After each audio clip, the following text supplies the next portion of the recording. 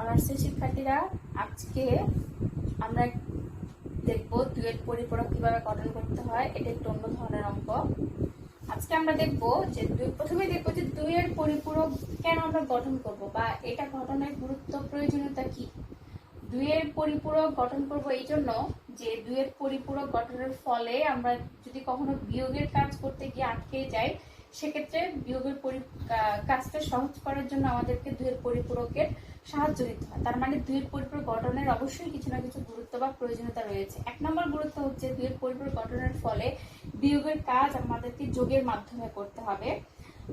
এরপরে দুই নম্বর গুরুত্বটা হচ্ছে দুইয়ের পরিপূরক গঠনে যোগ এবং বিয়োগের জন্য একই সার্কিট বা বর্তনী ব্যবহার করা হয়। আর তিন নম্বরটা হচ্ছে দুইয়ের পরিপূরক গঠন করার ফলে সরলীকৃত লজিক বর্তনী তৈরি করা যায়, যা অনেক দামে, সস্তা এবং দ্রুত গতিতে কাজ করে। দুইয়ের পরিপূরক গঠনের ফলে যোগ এবং বিয়োগের জন্য একই বর্তনী ব্যবহার করা যায় বলে এইটার জটিলতা কম হয়। চারটা পয়েন্ট এখানে খুব সহজ করে মনে রাখবা। এক নম্বর হচ্ছে দুইয়ের পরিপূরক গঠনের ফলে বিয়োগের কাজ যোগের মাধ্যমে করা যায়। আর দুইয়ের পরিপূরক গঠনে যোগ এবং বিয়োগের জন্য একই সার্কিট ব্যবহার করা যায়। দুইয়ের পরিপূরক গঠনের ফলে সরল লজিক বোর্ড সার্কিট ব্যবহার করা হয়, যা দামে, সস্তা এবং দ্রুত গতিতে কাজ করে। এবং দুইয়ের পরিপূরক গঠনে যোগ এবং বিয়োগের ক্ষেত্রে একই বর্তনী ব্যবহার করা হয় বলে জটিলতা কম হয়। এবার আমরা দেখবো যে দুইয়ের পরিপূরক কি করে গঠন করে। দুইয়ের পরিপূরক গঠন করতে হয় বাইনারি সংখ্যা পদ্ধতিতে। যেমন আমার কাছে যদি এরকম একটা অঙ্ক থাকে, এটা বাইনারিতে আছে, বলা হয়েছে যে এর দুইয়ের পরিপূরক গঠন করো। দুইয়ের পরিপূরক গঠন করো। এক্ষেত্রে আমরা যেটা করব যে প্রথম এবং প্রধান নিয়ম হচ্ছে দুইয়ের পরিপূরক গঠনের ক্ষেত্রে যে অঙ্কটা যত সংখ্যায় দেয়া থাক না কেন, সেটাকে আমাকে 8 বিট সংখ্যায় রূপান্তর করতে হবে। অর্থাৎ 0 থেকে 127 মধ্যে যদি হয়, সেক্ষেত্রে মান হয়, তাহলে সেক্ষেত্রে আমাকে অঙ্কটা 8 বিট করে নিতে হবে। যদি সেটা 128 বাইরে চলে যায়, সেক্ষেত্রে হচ্ছে আমাকে অঙ্কটা 8 অধিক ডাবল অর্থাৎ 16 বিট করে নিতে হবে। এখন আসো যেখানে 0 থেকে 127 জিনিসটা কি। 0 থেকে 27 জিনিসটা হচ্ছে এরকম, যদি two to the power n এর সূত্রে n হচ্ছে আমার এখানে বিট সংখ্যা, n এর মান যদি 0 হয় তাহলে টু টু দি পাওয়ার 0 সমান হবে 1। এভাবে যদি n এর মান বাড়তে থাকে 2 4, এভাবে সে আস্তে আস্তে আস্তে আস্তে 127 পর্যন্ত যাবে। 127 অর্থাৎ 0 থেকে 127 পরে মানে তো 128টা, 127 পরে যখন 128 চলে যাবে, তখনই সে 16 বিট করে অঙ্ক নিয়ে দুইয়ের পরিপূরক গঠন করবে। সেসব হচ্ছে পরে। আমরা এই সহজটাই দেখি যে 8 বিট করে কিভাবে দুইয়ের পরিপূরক করতে। আমার এখানে প্রশ্নে যে অঙ্কটা দেওয়া আছে সেটা 5 বিট দেওয়া আছে। সেটা কেমন? 1 bit, 2 bit, 3 bit, 4 bit, 5 bit. এটাকে আমাদেরকে 8 বিট করতে হবে। 1 1 0 1 1। 8 বিট আমরা কোন দিকে করব?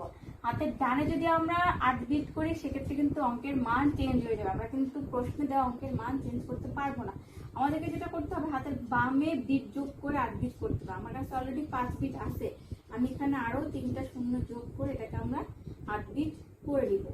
এবং পরবর্তী ধাপটা হচ্ছে 8 বিট করার পরে উপরে যে অঙ্ক দেওয়া আছে তার ঠিক বিপরীত মান লিখবো। অর্থাৎ 0 থাকলে 1 লিখবো, 1 থাকলে 0 লিখবো। 0 থাকলে 1, 1 থাকলে 0, 0 থাকলে 1, 1 থাকলে 0। এই যে আমরা বিপরীতকরণ করছি, এটাকেই বলা হচ্ছে আমার 1-এর পরিপূরক। এটা হচ্ছে আমার 1-এর পরিপূরক।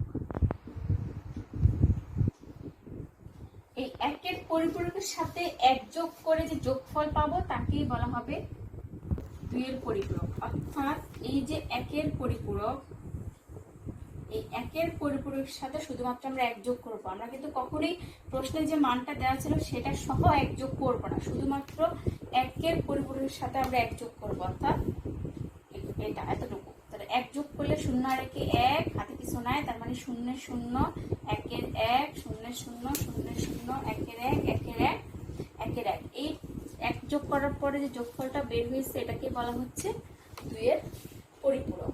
এখন এই ফলাফলের ক্ষেত্রে আরেকটা গুরুত্বপূর্ণ জিনিস হচ্ছে আমরা ডান দিক থেকে 8 বিট গুনবো। 1 bit, 2 bit, 3 bit, bit, 5 bit, 6 bit, 7 bit, 8 bit. 2 এর পরিপূরকের ক্ষেত্রে 8 নং বিট কে চিহ্ন বিট বলে, কারণ এটার উপরে অঙ্কের চিহ্ন যোগ হবে না বিয়োগ হবে সেটা নির্ভর করে। চিহ্ন বিট বলে, চিহ্ন বিট বলে। যদি চিহ্ন বিট 1 হয় তাহলে সংখ্যাটি ঋণাত্মক হবে, আর যদি চিহ্ন বিট 0 হয় তাহলে সংখ্যাটি ধনাত্মক হবে। এটা কিন্তু পরবর্তী অঙ্কের ক্ষেত্রে কাজে লাগবে। আমি পরবর্তী 2 নম্বর অঙ্কে যেটা দেখাবো সেক্ষেত্রে এই জিনিসটা খুবই ইম্পর্টেন্ট, খুবই কাজে লাগবে। পরবর্তী অঙ্কের ক্ষেত্রে দেখাচ্ছি, একদম ছোট্ট করে একটা দেখাবো। সেটা হচ্ছে যে এতক্ষণ আমরা দেখছি যে বাইনারি সংখ্যা 2 এর পরিপূরক ঘটন। এখন আমার বাইনারি সংখ্যা দেওয়া নেই, এখন আমার নর্মাল যে দশমিক সংখ্যা সেটা দেওয়া আছে। দশমিক সংখ্যার ক্ষেত্রে মনে করি আমার কাছে দেওয়া আছে 26 এর 2 এর পরিপূরক গঠন। আমাকে প্রথমে যে কাজটা করতে হবে যে 26 এর বাইনারি মান বের করতে হবে। আমরা 26 এর বাইনারি মান বের করা জানি, ওই যে ওইভাবে 1 2 3 4 করে এভাবে আমরা 26 এর বাইনারি মান বের করে ফেলবো। 1 2 4 8 16। দেখা যায় 8 বিট 4 বিট পর্যন্ত নিলে কিন্তু হয় না, কারণ এখানে 26 হবে না। যদি আমরা 5 বিট নেই তাহলে 26 হবে। দেখি আমরা কিভাবে হয়। আমরা হচ্ছে 26 এর মান বের করব। 26 এর মান বের করব। যোগফল গুলাতে সবসময় 1 হবে, যোগফলের বাইরে যা থাকবে এগুলি সব 0 হবে। তাহলে 16 আর 8 যোগ করলে কত হয়? 17 18 19 20 21 22 23 24 হয়। তাহলে 24 আর 2 লাগবে আমার 26। বাকি যে দুটা ঘর আছে সেই দুটা ঘরে হবে 0। তার মানে আমার 26 এর পরিপূরকের মান হচ্ছে 5 বিট করে আসছে। 1 1 0 1 0। আমার দরকার 8 বিট। আমি কি করব? সামনে 3টা 0 যোগ করে নিব। পরবর্তী নিয়ম হচ্ছে আমরা এটাকে বিপরীতকরণ করে দিব। 1 1 1 0 0 1 0 1, যাকে বলা হবে 1 এর পরিপূরক। সেই 1 এর পরিপূরকের সাথে আমি 1 যোগ করব। 1 1 যোগ করলে 0, হাত থাকে 1, শুধুমাত্র এটার সাথে যোগ। 1 1 যোগ করলে 0, হাত হাতে 1, 0 আর 1 যোগ করলে 1, 1 এর 1 0 0 0 0 1 এর 1 1 এর 1 1 এর 1। আমরা একটু খেয়াল করি যে এখানে 8 নম্বর বিটটা কিন্তু 1, তার মানে 8 নম্বর বিট যদি 1 হয় তার মানে সংখ্যাটা হচ্ছে মাইনাস। এটা কিন্তু এতক্ষণ ছিল প্লাসে, এখন এটা হয়ে গেছে মাইনাস, কারণ আমার চিহ্ন বিট হচ্ছে এখানে ঋণাত্মক। এখানে লিখতে হবে যেহেতু চিহ্ন বিট 1 সেহেতু সংখ্যাটি ঋণাত্মক। তার মানে যেটা আমার পজিটিভ ছিল সেটা এখন হয়ে গেছে নেগেটিভ। এইগুলো মাত্র একটা সংখ্যার পরিপূরক। যদি আমরা একটু ভিন্ন ভাবে করি, প্রশ্নটা যদি এরকম হয় যে প্লাস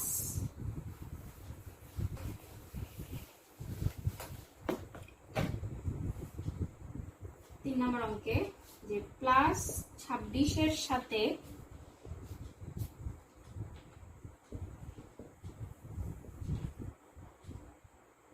অথবা একটু উল্টা করে করি, মাইনাস 26 এর সাথে প্লাস 13 এর যোগফল নির্ণয় 2 এর পরিপূরক পদ্ধতিতে।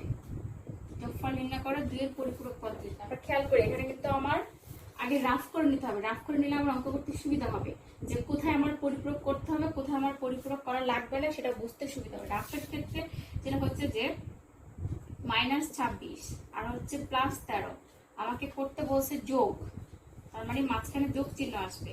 তাহলে মাইনাস 26 প্লাসে প্লাসে প্লাস, আমাকে পরিপূরক করতে হবে মাইনাস 26 এর। তার কারণ হচ্ছে আমরা প্লাস 26 এবং প্লাস 13 এর বাইনারি মান জানি, কিন্তু মাইনাস 26 এর বাইনারি মান জানি না। সেক্ষেত্রে আমাকে যেটা করতে হবে যে মাইনাস 26 এর পরিপূরকটা দেখাই দিতে হবে, নাহলে কিন্তু অঙ্ক হবে না।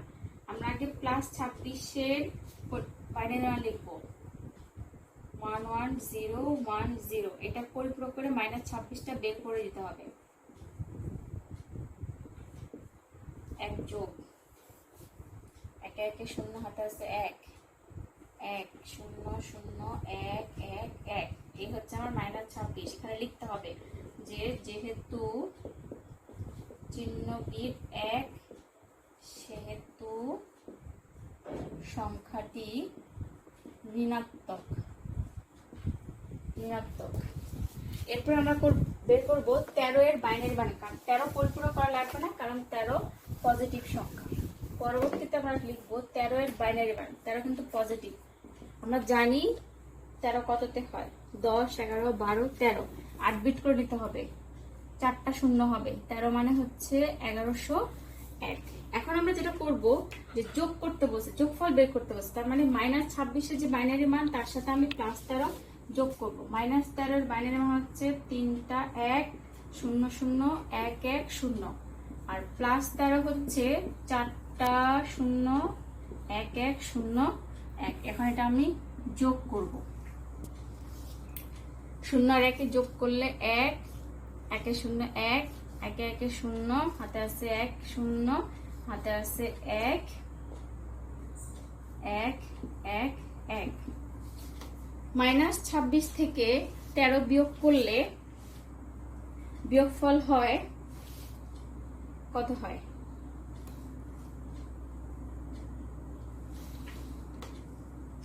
-26 0 1 1 1 1 0 1 1 1 0 হাতে আছে 1 0 হাতে আছে 1। হ্যাঁ ঠিক আছে, তাহলে এখানে হবে -13। তার কারণ হচ্ছে খেয়াল করে দেখো 8 নম্বর বিটটা হচ্ছে এখানে -1, তার মানে সংখ্যাটি ঋণাত্মক। এখানে লিখতে হবে যেহেতু চিহ্ন বিট 1 সেহেতু সংখ্যাটি ঋণাত্মক, সুতরাং নির্ণেয় যোগফল -13 সমান পুরোটা আসবে 1 1 1 1 0 0 1 1। এই হচ্ছে আমার 2 এর পরিপূরকে যোগের ক্ষেত্রে যে -26 এর সাথে +13 এর যোগফল করতে গেলে কি করতে হবে। ঠিক আছে, যদি আমরা এখানে যোগের জায়গায় যদি আমরা বিয়োগ করি সেটা কেমন হবে, বিয়োগেরটা একটু দেখি। তো অন্যরকম ভাবে করি, আগে যদি আমি -13 দেই, পরে যদি আমি -22 দেই, যে এর আমি বিয়োগফল নির্ণয় করব।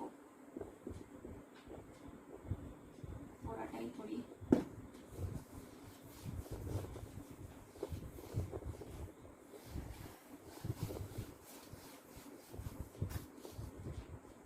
-13 এর সাথে 4 নম্বর অঙ্ক, -13 এর সাথে -22 এর বিয়োগফল নিব। আমরা এখানে আগে রাফ করে নিব। -13 এর সাথে -22 এর বিয়োগ, তাহলে এখানে -13 মাইনাসে প্লাস হয়ে যাচ্ছে। আমার শুধু পরিপূরক করতে হবে 13 এর।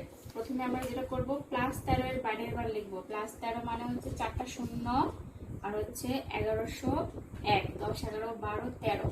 এটাকে আমরা বিপরীতকরণ করব। 1 0 বিপরীতকরণের সাথে আমরা 1 যোগ করব। 0 1 1 1 0 0 1 1 1 1 1 2 3 4 5 6 7 8।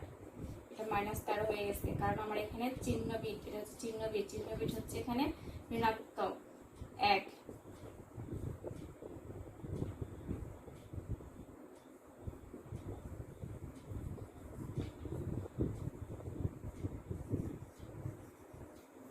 এরপরে করব এখানে কিন্তু মাইনাসে প্লাস হয়ে গেছে। আমরা এখানে এখন +22 এর বাইনারি মান বের করব। +22 এর বাইনারি মান হচ্ছে 0 0 0 1 0 1 1 0। ওইভাবে শর্টকাট নিয়মে 22 এর বাইনারি মান বের করে নিবা। ঠিক আছে, আচ্ছা এখন এটাকে পরিপূরক করা কিছু না, কারণ এটা পজিটিভে আছে। এখন আমরা যেটা করব -13 এর দুইয়ের পরিপূরকের মানটা লিখবো 1 1 1 1 0 0 1 1। এরপর হচ্ছে +22 1 2 3 4 5 6 7 8। বিয়োগের প্রথম এবং প্রধান গুরুত্বটাই ছিল যে 2 এর পরিপূরক ক্ষেত্রে আমরা বিয়োগের কাজটা যোগের মাধ্যমে করবো। এই জন্য এটা বিয়োগফল বের করতে বললেও এটা যোগই হবে, যোগ করে করতে হবে। 1 একে একে যোগ করলে 0 হাতে আছে 1, একে একে যোগ করলে 0 হাতে আছে 1, একে একে যোগ করলে 0 হাতে আছে 1, 0 0 0 হাতে আছে 1। তাহলে খেয়াল করে দেখো, এখানে 22 হচ্ছে বড়, 13 হচ্ছে ছোট, এবং 22 পজিটিভ 22 থেকে নেগেটিভ 22 বিয়োগ করলে থাকে হচ্ছে প্লাস 13। খেয়াল করে দেখো আমার এখানে বিট কিন্তু একটা বেশি চলে আসছে, 1 2 3 4 5 6 7 8 9।